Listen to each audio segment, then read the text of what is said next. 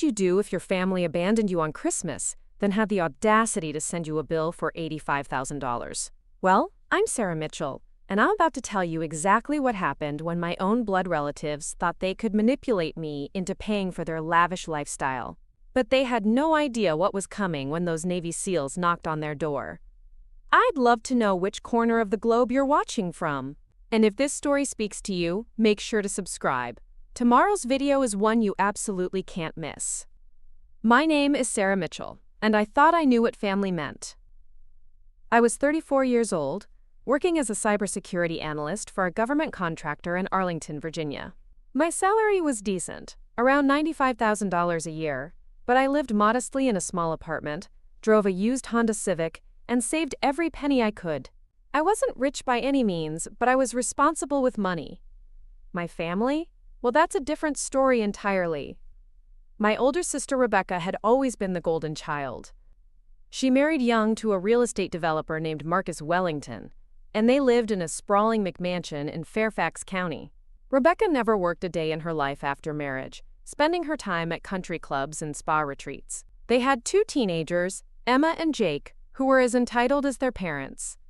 Then there was my younger brother David. He was 29 and still living with our parents in their Alexandria home.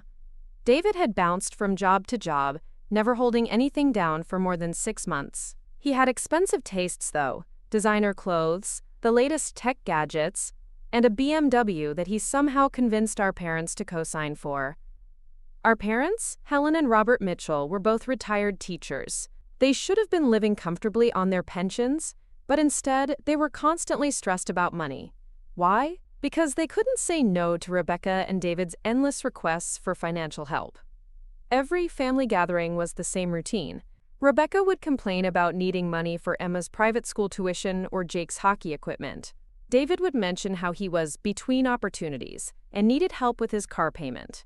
And my parents would look at me with those pleading eyes, hoping I'd offer to help. I always did. Over the years, I'd given thousands of dollars to help with various family emergencies. I paid for David's car repairs, contributed to the kids' school trips, and even helped cover my parents' medical bills when Dad had his heart surgery 2 years ago. I never asked for the money back, and I never expected gratitude.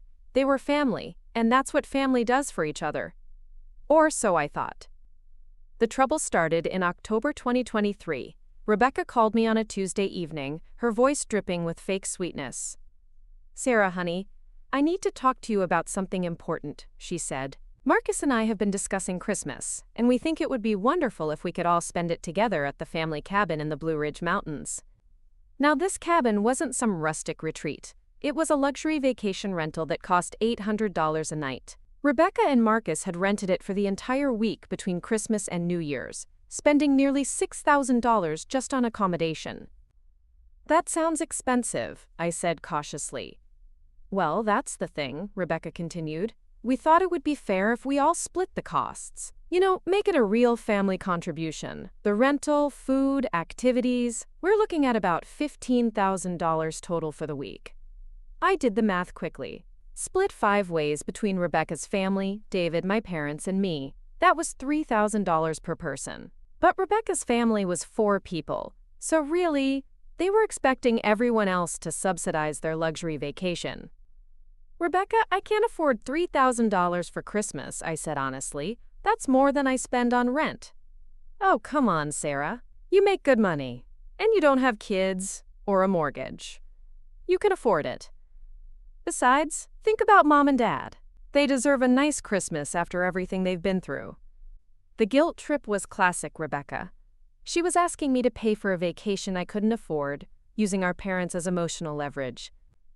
"What if we did something more affordable?" I suggested. "We could have Christmas at Mom and Dad's house like we always do." "Sarah, don't be selfish. This is about family unity. We've already put down a deposit."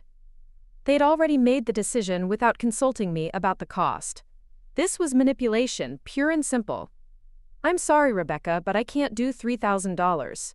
Maybe I can contribute $500 toward groceries or something." The line went silent for a moment. Then Rebecca's voice turned cold. "I see.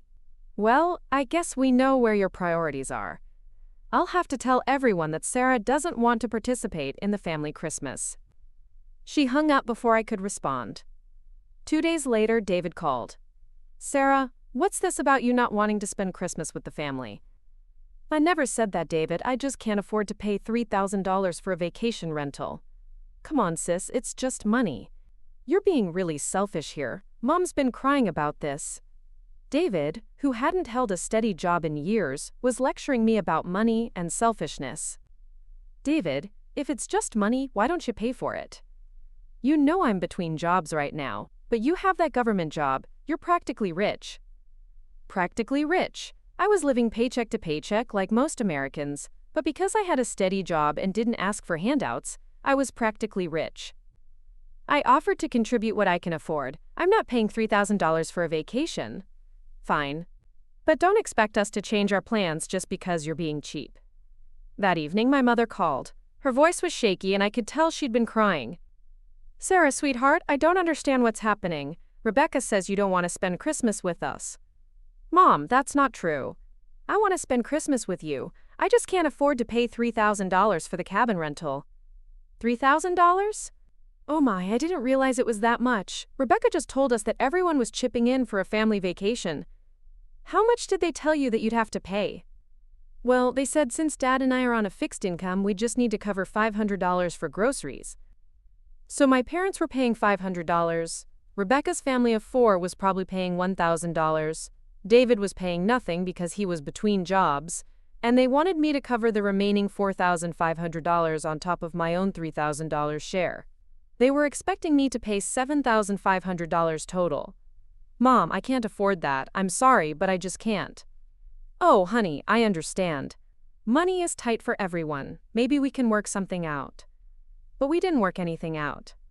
Over the next few weeks, I received a series of increasingly hostile messages from Rebecca and David.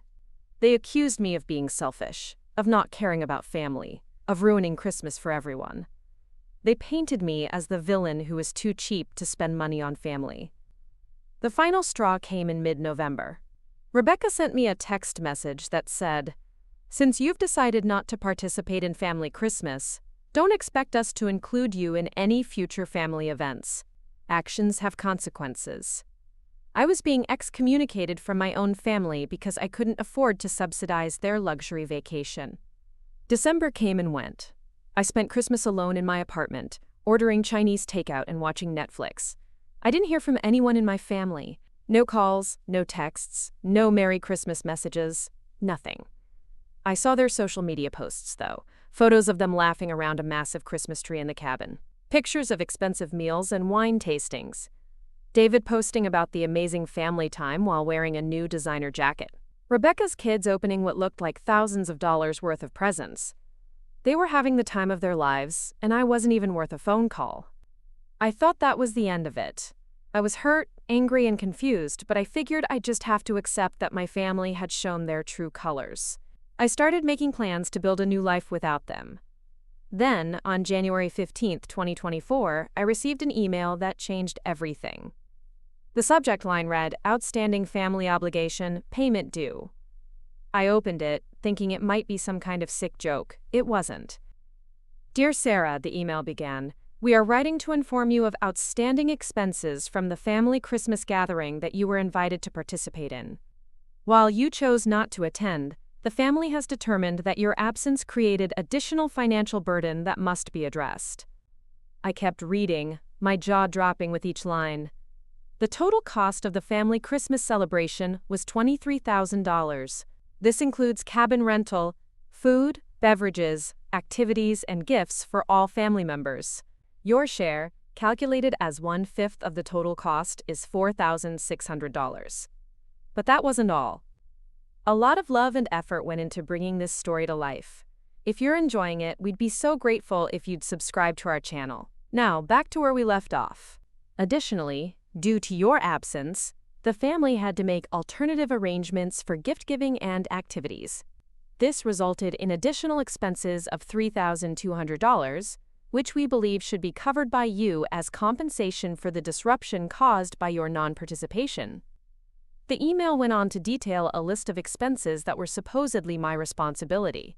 $2,000 for emotional distress counseling for my parents, $1,800 for last-minute gift purchases to make up for my absence, and $1,200 for additional food and beverage costs, because they had to compensate for the disappointment of my not being there. The total bill they were sending me was $12,800. But even that wasn't the most outrageous part. Furthermore, the email continued, "The family has decided that your pattern of selfishness and financial irresponsibility has created a toxic environment that requires professional intervention. We have hired a family counselor to help us process the trauma of your abandonment, and we believe you should be responsible for these ongoing costs." They were charging me $2,000 per month for family therapy sessions that I wasn't even attending. They'd backdated this to October 2023, when I'd first declined to pay for the vacation. That was an additional $8,000. The grand total they were demanding, $20,800. But the email wasn't finished. "We understand that this may seem like a large amount, but we believe it's fair compensation for the pain and suffering you've caused this family. We are willing to set up a payment plan if necessary, but we expect the full amount to be paid within 90 days. The email was signed by Rebecca, David, and my parents. All four of them had agreed to send me a bill for over $20,000 because I couldn't afford to pay for their vacation. I stared at the screen for a long time, wondering if I was hallucinating. This couldn't be real. My own family was essentially trying to extort money from me. But it was real. And it was just the beginning. Over the next 2 weeks, I received 3 more emails. Each one increased the total amount I supposedly owed. They added charges for legal consultation fees, $3,000, family mediation costs, $2,500, and something called opportunity cost damages, $5,000. Apparently the money they could have earned if they hadn't been so stressed about my abandonment. By the end of January, they were claiming I owed them $31,300. In February, they added interest and late fees. The total jumped to $37,800. By March, they were claiming I owed $45,200. I tried calling my parents to talk sense into them, but they'd blocked my number. I tried reaching out to Rebecca and David through social media, but they'd blocked me there too. I even drove to my parents' house, but they wouldn't answer the door. I was completely cut off from my family, and they were demanding tens of thousands of dollars from me for expenses that were either completely made up or that I'd never agreed to pay for. In April, I received a letter from a law firm in Richmond. They were representing my family in their collection efforts and demanded payment of $52,600, the latest total they'd calculated. The letter stated that if I didn't pay within 30 days, they would pursue all available legal remedies, including garnishing my wages and placing liens on my property. I couldn't believe it. My own family had hired lawyers to go after me. I consulted with an attorney of my own, a woman named Patricia Chen, who specialized in family law. She looked over all the emails and letters I'd received and shook her head. "Sarah, this is harassment, plain and simple. These charges are completely fabricated. No court would ever enforce a debt like this." So what do? We send them a cease and desist letter. We tell them that their demands are baseless and that any further harassment will result in legal action. We sent the letter in May. The response came back within a week. Not only were they not backing down, but they were increasing their demands. The total was now $67,400. They claimed that my continued defiance was causing additional emotional distress and that they needed more therapy sessions. Their lawyer's letter was even more aggressive than the previous ones. They threatened to sue me for the full amount plus attorney's fees and court costs. "They're bluffing," Patricia said, "but they're also escalating. This is getting out of hand." In June, they made good on their threat. I was served with a lawsuit demanding $78,900 in damages. The complaint was 47 pages long and read like a work of fiction. It accused me of willful abandonment of family obligations, intentional infliction of emotional distress, and breach of implied family contract.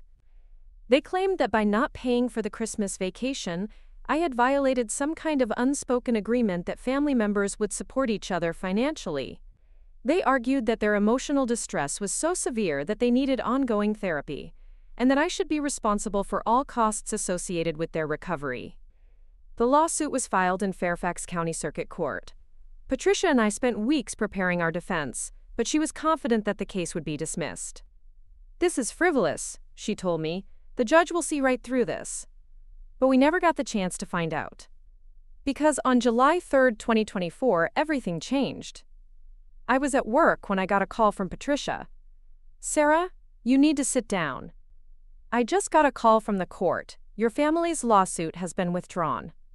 "Withdrawn? Why?" "I don't know. The clerk said they received a notice this morning that the plaintiffs were dropping all claims, no explanation given." I was confused but relieved. Maybe they'd finally come to their senses. But that wasn't the end of it. The next day, July 4th, I received a text message from a number I didn't recognize. "Sarah, this is your cousin Mike. I think you need to know what happened to your family yesterday. Can you meet me for coffee?" Mike was Rebecca's husband's younger brother. I barely knew him, but I was desperate for any information about what was going on. We met at a Starbucks in Arlington. Mike looked nervous and kept glancing around like he was worried about being followed. "Sarah, I don't know how to tell you this, but your family is in serious trouble." "What kind of trouble?" "The kind that involves federal agents and handcuffs." My heart stopped. "What are you talking about?" Yesterday morning, around 6 a.m., a team of federal agents showed up at Rebecca and Marcus's house. They had a search warrant. They seized computers, financial records, everything. I felt like I was going to be sick. Federal agents? What for? Marcus's real estate business. Apparently he's been involved in some kind of money laundering scheme. The FBI has been investigating him for months. The room seemed to spin around me. What does this have to do with the lawsuit? That's the thing, Sarah. The money they've been spending, the vacation, the lawyers, all of it. It came from Marcus's business. Money that apparently wasn't legally his to spend. Mike leaned forward and lowered his voice. But that's not even the worst part. The agents who arrested Marcus, they weren't just the FBI. Some of them were Navy SEALs, working with a joint task force. Navy SEALs? Why would Navy SEALs be involved in a money laundering case? Because it wasn't just money laundering, Sarah. Marcus was helping foreign nationals buy real estate to hide assets. Some of those foreign nationals were on terrorist watch lists. I felt like I was going to pass out. My brother-in-law was involved with terrorists? Marcus is in federal custody. Rebecca, David, and your parents are all under investigation as potential accomplices.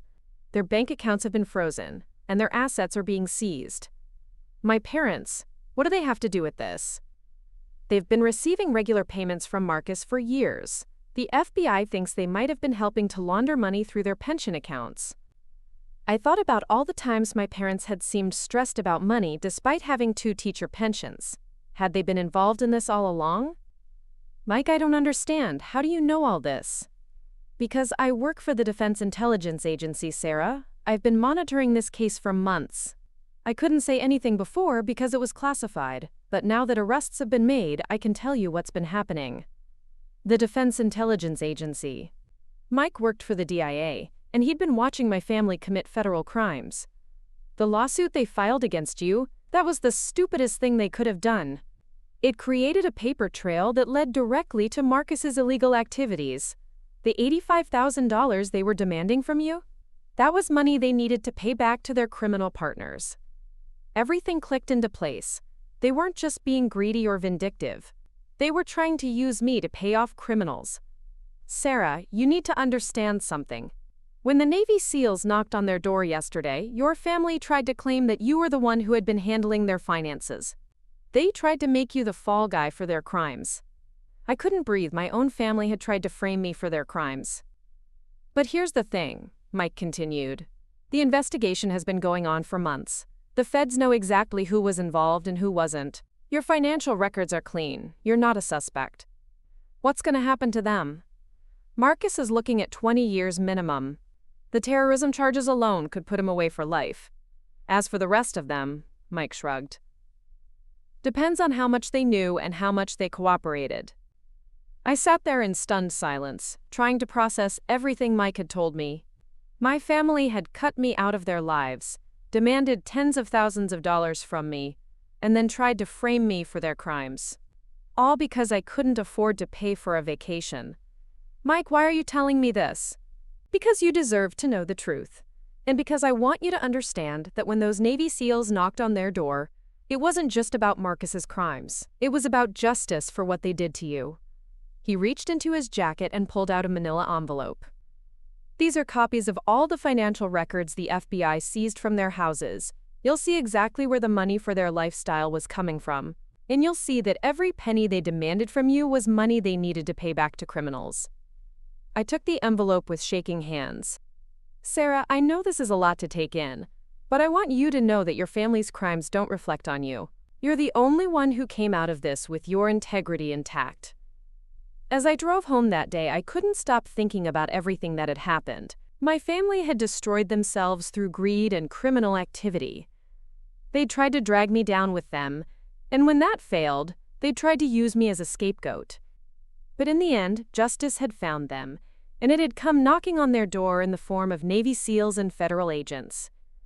The irony wasn't lost on me. They'd spent months trying to extort money from me, claiming I owed them for emotional distress and family obligations. But in the end, they were the ones who owed a debt to society, to the law, and to the innocent people whose lives they'd endangered through their criminal activities. I never heard from any of them again. Rebecca and Marcus were both convicted and sentenced to federal prison. David was given a lighter sentence in exchange for his cooperation, but he was still looking at 5 years behind bars. My parents were placed under house arrest and ordered to pay restitution for their role in the money laundering scheme. As for me, I was finally free. Free from their manipulation, free from their greed, and free from the toxic family dynamic that had controlled my life for so long. But this story isn't over yet, because what happened next would change everything I thought I knew about family, loyalty, and the price of doing the right thing. The manila envelope Mike had given me sat on my kitchen table for 3 days before I could bring myself to open it. Part of me didn't want to know the truth about how deep my family's betrayal really went. But I needed answers, and those documents held the key to understanding everything that had happened. When I finally opened the envelope, what I found inside made my blood run cold. The FBI had meticulously documented every financial transaction my family had made over the past 3 years. Bank statements, credit card records, wire transfers, cash deposits, it was all there, laid out in chronological order like a roadmap to their criminal enterprise. Marcus's real estate company, Wellington Properties, had been receiving regular payments from something called International Holdings LLC. The amounts were staggering, minus $50,000 here, $75,000 there, sometimes as much as $100,000 in a single transaction. Over 3 years, Marcus had received more than $2.3 million from this shell company. But that wasn't the most disturbing part. The FBI had traced International Holdings LLC back to a network of offshore accounts controlled by individuals with ties to terrorist organizations in the Middle East. Marcus hadn't just been laundering money, he'd been helping finance terrorism. The documents showed exactly how the scheme worked. Foreign nationals would send money to International Holdings LLC, which would then pay Marcus's company for real estate consulting services that never actually existed. Marcus would keep 20% as his fee and use the rest to purchase high-end properties in Northern Virginia. These properties would then be sold to other shell companies at inflated prices, effectively cleaning the money and making it appear legitimate. My parents' involvement was more extensive than I'd imagined. They weren't just receiving occasional payments. They were integral to the operation. Their pension accounts had been used to receive and distribute funds, making it look like the money was coming from retired teachers rather than international criminals. The documents showed that my parents had processed over $400,000 through their accounts over 2 years. They'd been taking a 5% cut of every transaction, which explained how they'd been able to afford their lifestyle despite supposedly being on a fixed income. David's role was smaller, but no less criminal. He'd been using his various short-term jobs to create fake employment records for the shell companies. Every time he'd gotten fired from a job, it wasn't because he was incompetent, it was because he'd completed his part of the fraud and needed to move on to the next company. Even Rebecca had been involved, though in a different way. She'd been using her social connections at the country club to identify potential money laundering targets.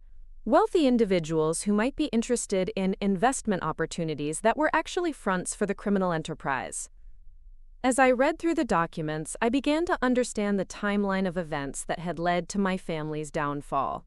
The Christmas vacation demand hadn't been about wanting to spend time together as a family. It had been about getting me to contribute money to their criminal enterprise without my knowledge. The luxury cabin rental, the expensive meals, the lavish gifts, all of it had been paid for with money that ultimately came from terrorists, and they'd wanted me to be part of it, to unknowingly become an accomplice to their crimes. When I'd refused to pay the $3,000, it had created a problem for them. They'd already promised their criminal partners that they could deliver a certain amount of clean money by a specific date. My refusal had left them short, and they'd had to scramble to make up the difference. That's when they'd come up with the idea of billing me for fabricated expenses. The $85,000 they'd eventually demanded wasn't just about punishing me for not participating in their Christmas scheme. It was the exact amount they needed to pay back to their criminal partners to avoid serious consequences.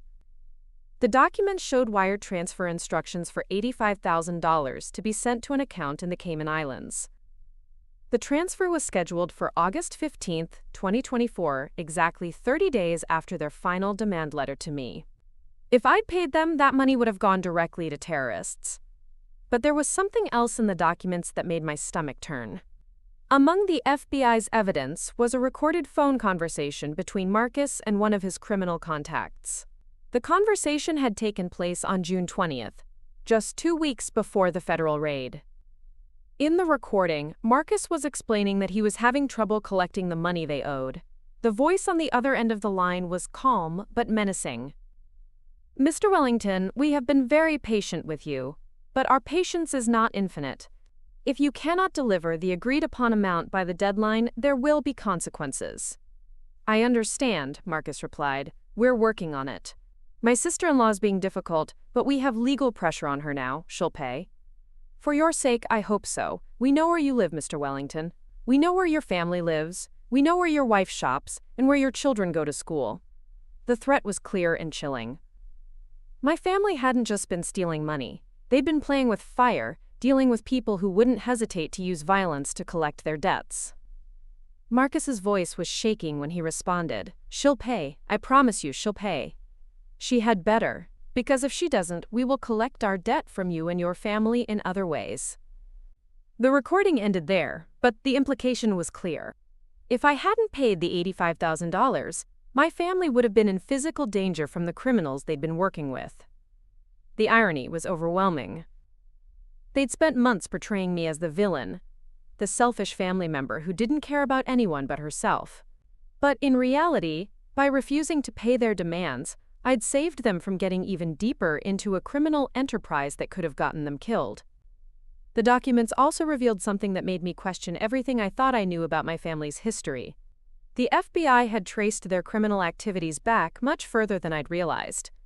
Marcus's first suspicious transaction had occurred in 2019, which meant they'd been involved in money laundering for over 5 years. During that time, I'd given them thousands of dollars in family loans and emergency help. I'd paid for David's car repairs, contributed to the kids' education expenses, and helped cover medical bills. But according to the FBI's analysis, none of those emergencies had been real. The car repairs David had needed? He'd staged them by damaging his own car. The kids' education expenses? They'd been inflated by fake invoices from shell companies. The medical bills? They'd been partially fabricated, with real medical procedures being billed at inflated rates through fraudulent billing companies. For years, my family had been systematically defrauding me, using fake emergencies to extract money that they then used to fund their criminal activities. Every dollar I'd given them in good faith had been feeding their money laundering operation. The realization hit me like a physical blow. I'd been an unwitting accomplice to their crimes for years. My generosity, my willingness to help family members in need, had been exploited and weaponized against me. But the documents revealed something even more disturbing. Among the evidence was a series of emails between Rebecca and Marcus discussing their, quote, Sarah problem. The emails dated back to 2021, long before the Christmas vacation incident. In one email, Rebecca wrote, "Sarah is becoming suspicious about all the money requests. She asked me last week why David needs so much help with his car when he just got it fixed 6 months ago. We need to be more careful about the stories we tell her." Marcus had replied, maybe it's time to cut her out of the loop entirely. She's too straight-laced for this kind of business anyway, but we need to figure out how to keep her contributing without her asking questions. Rebecca's response was chilling. "I have an idea. What if we make her think she's the problem? If we can convince her that she's being selfish and hurting the family, she might overcompensate by giving us more money." That's exactly what they'd done. They'd spent years manipulating me into believing that I was the selfish one, the family member who didn't care enough to help. They'd used my guilt and my love for my family to extract money from me, all while planning to eventually cut me out entirely. The Christmas vacation incident hadn't been the beginning of their plan to exclude me. It had been the culmination of years of manipulation. They'd been setting me up to be the villain in their story, the convenient scapegoat who could be blamed for their problems. But their plan had backfired spectacularly.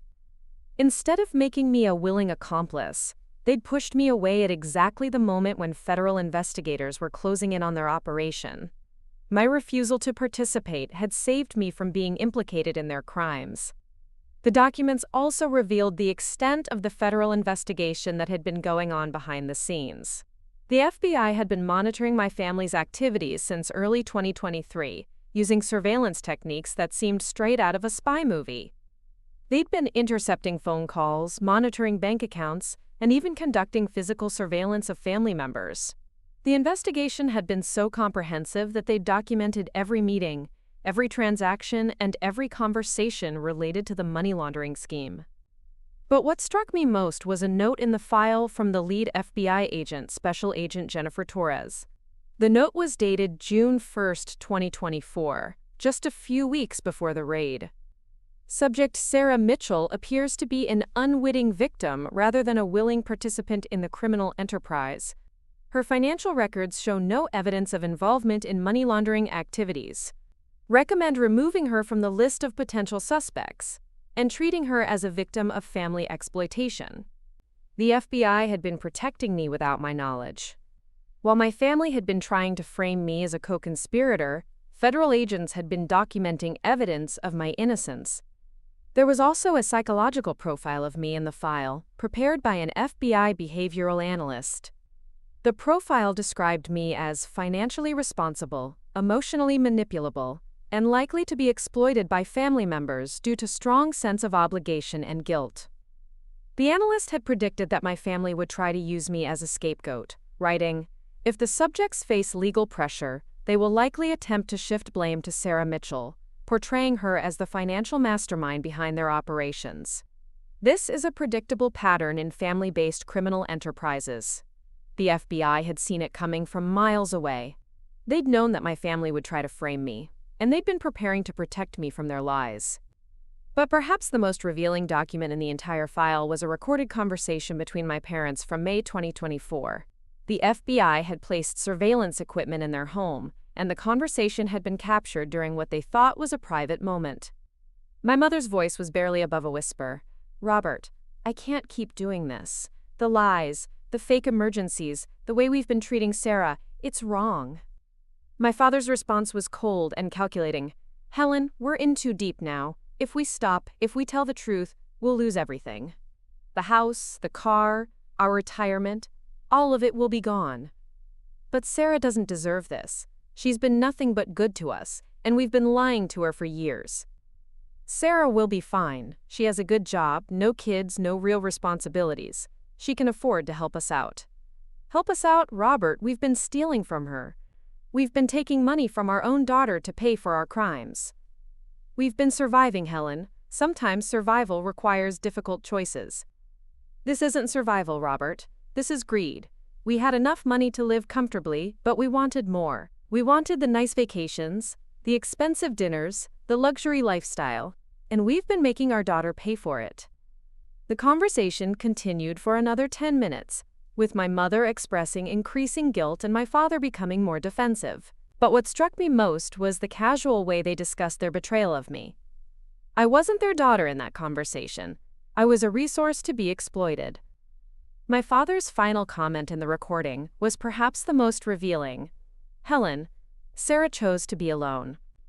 She chose not to have a family of her own, not to have real responsibilities. The least she can do is help support the family she does have." Even in private, even when confronted with the reality of what they'd done, my father was justifying their abuse by blaming me for my life choices.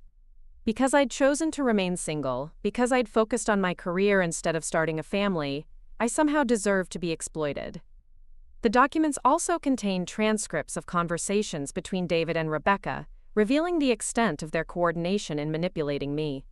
They'd been planning their requests for money, timing them to maximize emotional impact and minimize my ability to refuse. In one conversation, David told Rebecca, "I'm going to ask Sarah for money right after Mom's doctor's appointment. She'll be feeling guilty about not being able to help more with Mom's care, so she'll be more likely to say yes." Rebecca had replied, "Good strategy. I'll wait until after Emma's school conference to ask for money for her tuition. Sarah always feels bad that she doesn't have kids of her own, so she overcompensates by wanting to help with ours." They'd been weaponizing my emotions, using my guilt and my love for my family to extract money from me. Every request had been calculated, every sob story had been crafted to manipulate me into giving them what they wanted.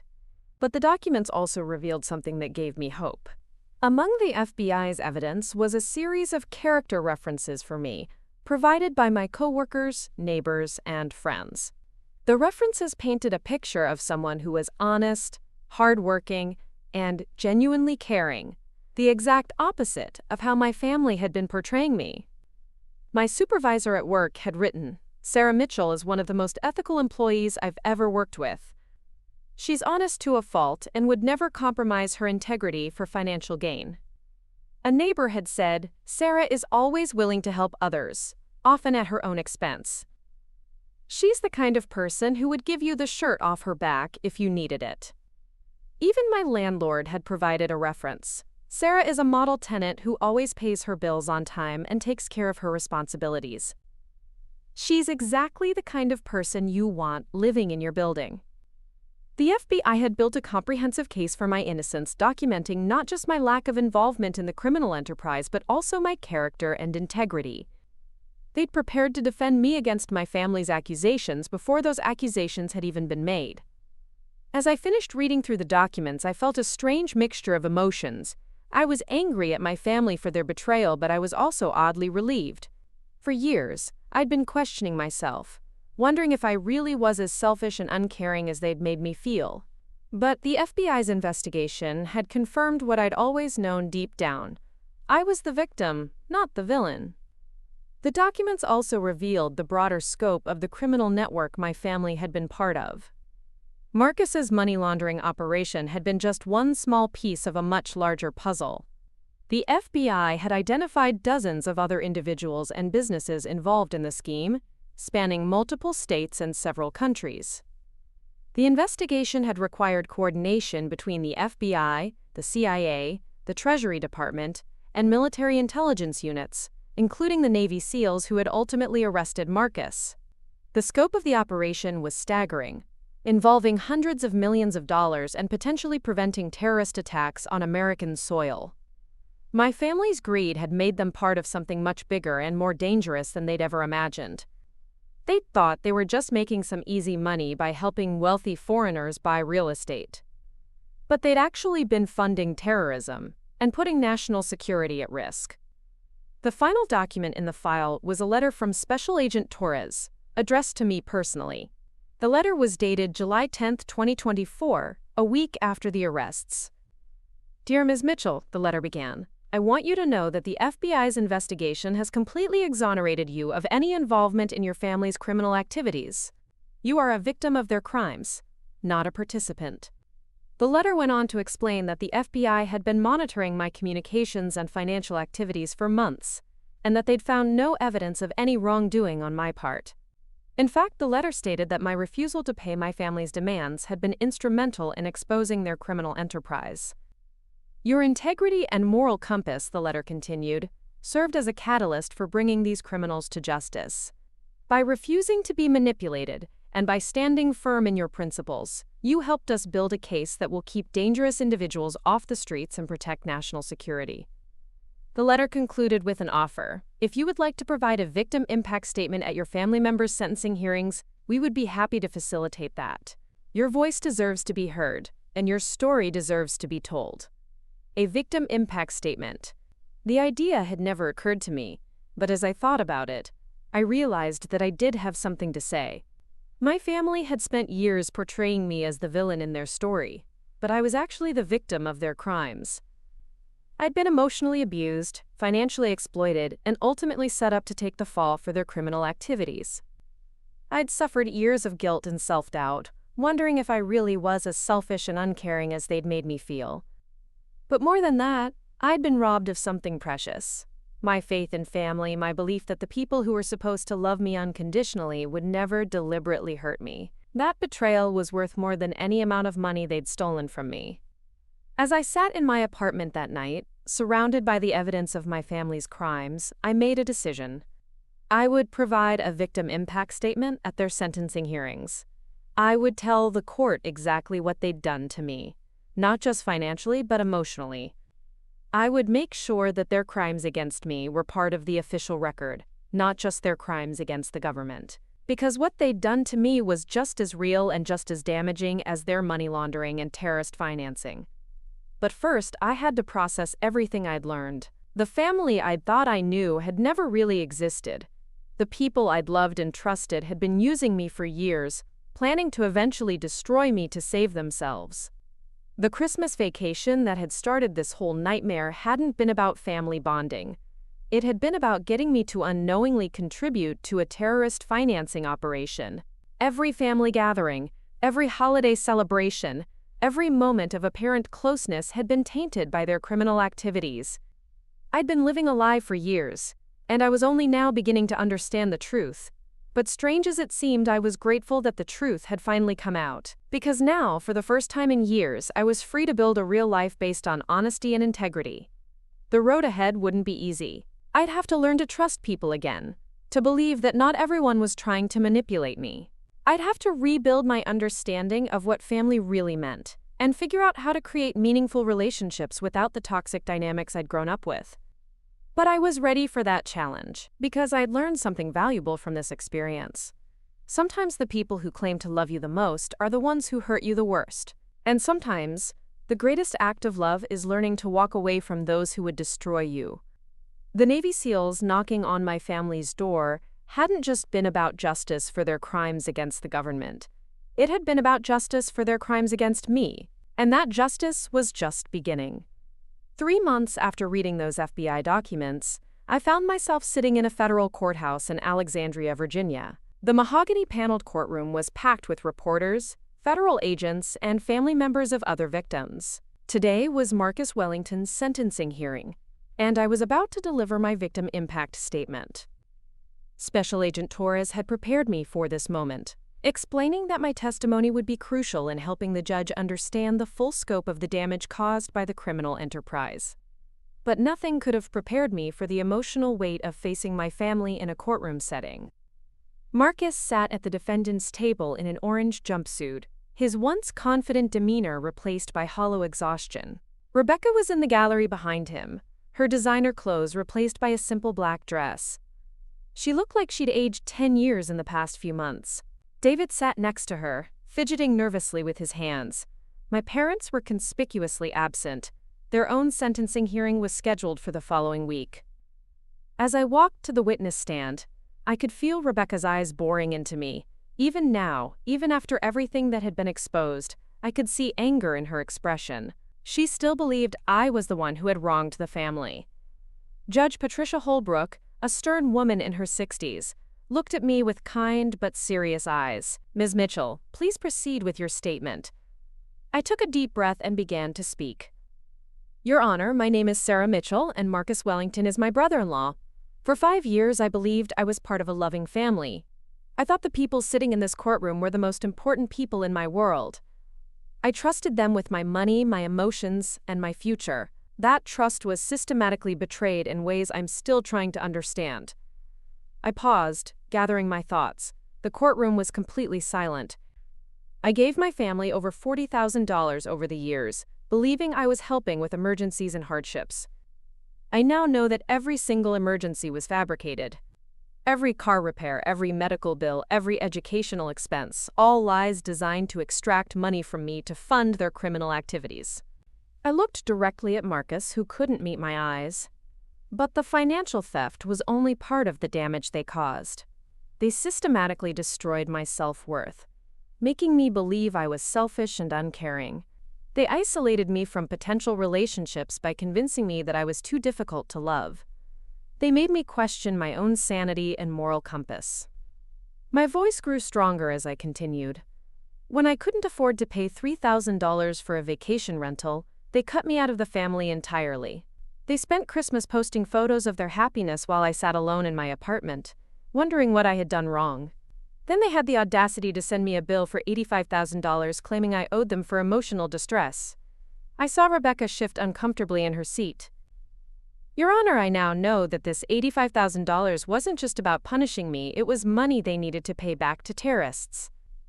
My own family tried to make me an unwitting accomplice to terrorist financing, and when I refused, they planned to frame me for their crimes. The judge's expression grew even more serious. The FBI recordings revealed that they planned to tell law enforcement that I was the mastermind behind their money laundering operation. The sister who had supported them financially for years, who had never asked for anything in return, was going to be sacrificed to save their own skins. I took another deep breath, feeling the weight of everything I'd been through. Your Honor, Marcus Wellington and his accomplices didn't just commit crimes against the government. They committed crimes against me, against the concept of family itself. They weaponized love, twisted loyalty into manipulation, and turned trust into a tool for exploitation. I paused, looking around the courtroom. But I want the court to know that I don't consider myself broken by this experience. If anything, it's made me stronger. It taught me that true family isn't defined by blood relations. It's defined by respect, honesty, and genuine care for each other's well-being. I concluded my statement by looking directly at Marcus. Mr. Wellington, you and my family tried to destroy me to cover up your crimes, but you failed. I'm still here, I'm still honest, and I'm still capable of love and trust. You can't say the same about yourselves. The courtroom remained silent as I returned to my seat. Judge Holbrook took a moment to review her notes before addressing Marcus directly. Mr. Wellington, I have presided over many cases involving financial crimes, but the level of personal betrayal demonstrated in this case is truly extraordinary. You didn't just steal money, you systematically destroyed the emotional well-being of a family member who trusted you. The judge's voice carried clear disapproval. The victim impact statement we just heard illustrates that your crimes extended far beyond money laundering and terrorist financing. You engaged in a pattern of psychological abuse that lasted for years. You exploited family bonds for criminal purposes and showed a callous disregard for the welfare of someone who considered you family. Marcus's attorney tried to interrupt, but Judge Holbrook held up her hand. The court has reviewed all the evidence, including the recorded conversations between you and your criminal associates. The threats made against your family members demonstrate the dangerous world you brought your loved ones into. Ms. Mitchell's refusal to pay your demands likely saved your family from physical harm, yet you and your accomplices continued to vilify her. The judge paused, shuffling through her papers. Taking into account the severity of your crimes, the national security implications, and the personal damage you inflicted on Ms. Mitchell, this court sentences you to 25 years in federal prison without the possibility of parole. A gasp went up from the gallery. Rebecca began crying audibly. Marcus slumped in his chair, the reality of his situation finally hitting him. But Judge Holbrook wasn't finished. Additionally, this court orders you to pay restitution in the amount of $127,000 to Ms. Mitchell for the emotional distress, financial exploitation, and attempted fraud you perpetrated against her. This amount includes the $40,000 she gave your family over the years, plus damages for psychological harm. I was stunned. I hadn't expected financial restitution. I'd only wanted my story to be heard. As the bailiff led Marcus away, I could hear Rebecca sobbing behind me. Part of me wanted to feel sorry for her, but I couldn't forget that she had been just as involved in the conspiracy to destroy me. Outside the courthouse, Special Agent Torres approached me with a satisfied smile. "That was powerful testimony, Sarah. Your courage in speaking out helped ensure that justice was served." "What happens now?" I asked. "Marcus will serve his sentence in a federal maximum security facility. Rebecca, David, and your parents will face their own sentencing hearings over the next 2 weeks. Based on their cooperation with our investigation, they'll likely receive lighter sentences, but they're all looking at significant prison time." Agent Torres handed me a business card.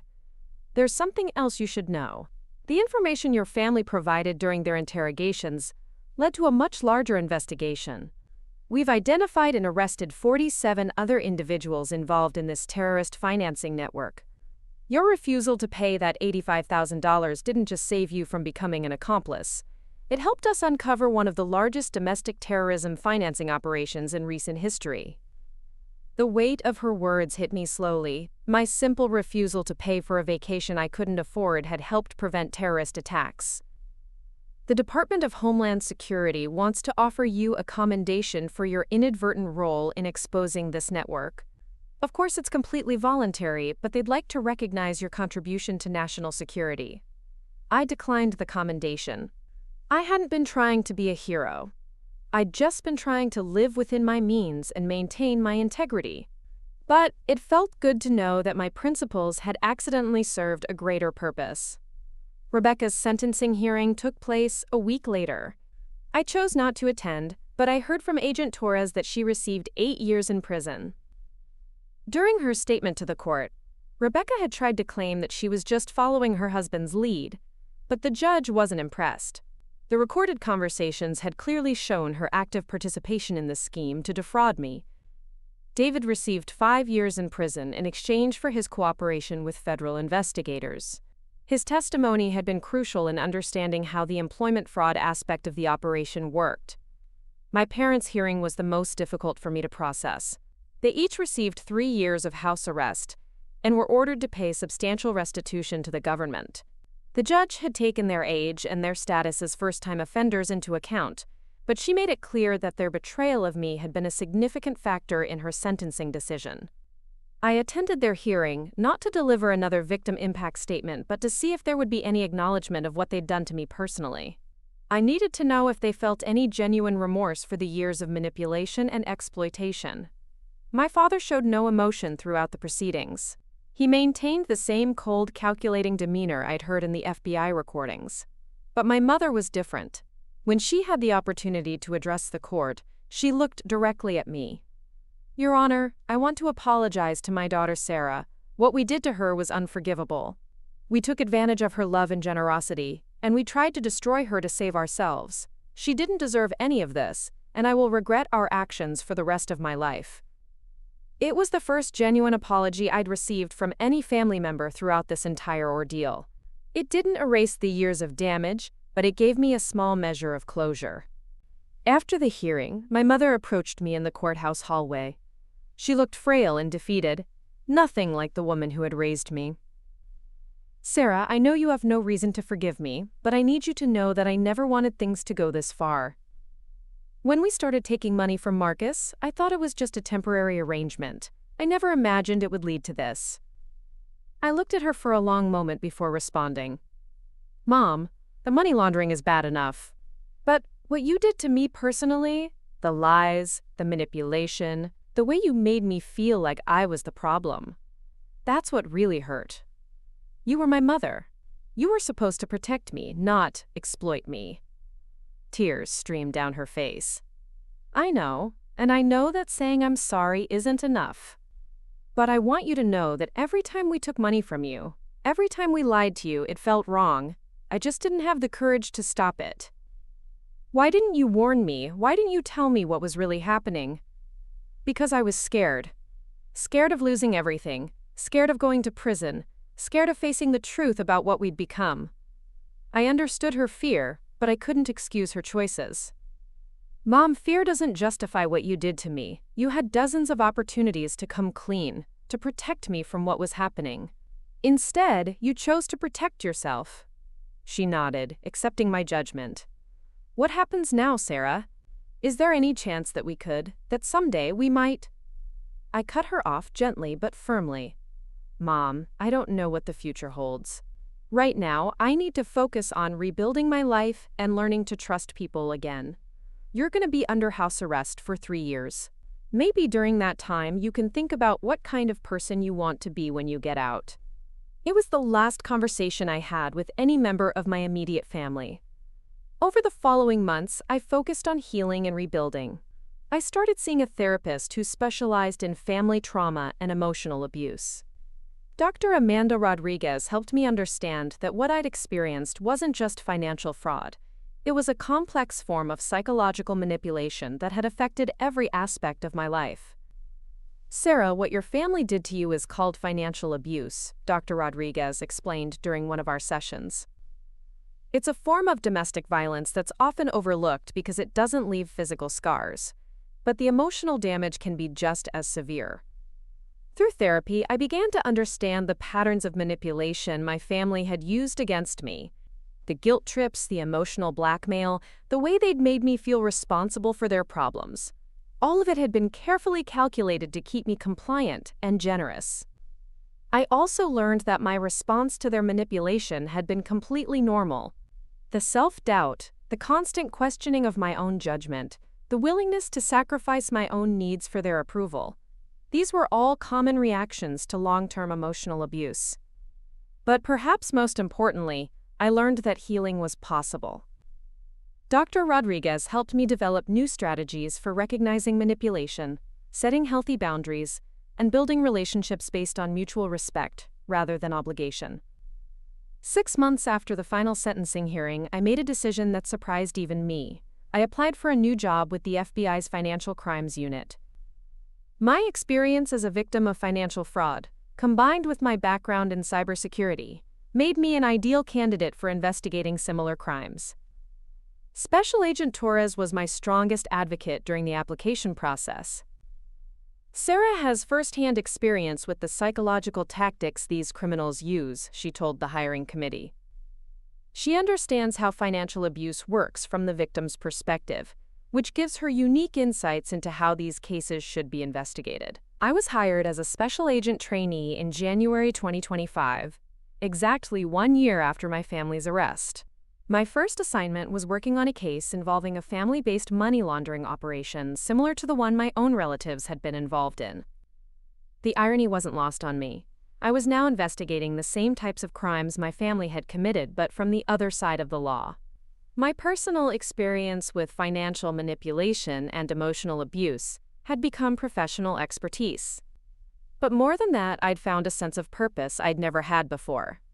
Every case I worked on, every victim I interviewed, every criminal I helped bring to justice, it all felt like a form of healing, not just for me, but for the countless others who had been betrayed by people they trusted.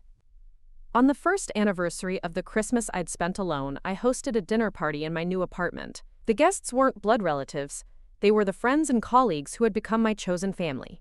Agent Torres was there, along with Dr. Rodriguez, my neighbor Mrs. Patterson, who had provided that character reference to the FBI, and several coworkers from my new job. As we sat around the table sharing stories and laughter, I reflected on the journey that had brought me to this moment. A year ago, I'd been isolated, manipulated, and convinced that I was fundamentally flawed as a person. Now I was surrounded by people who respected me, valued my opinions, and cared about my well-being without expecting anything in return.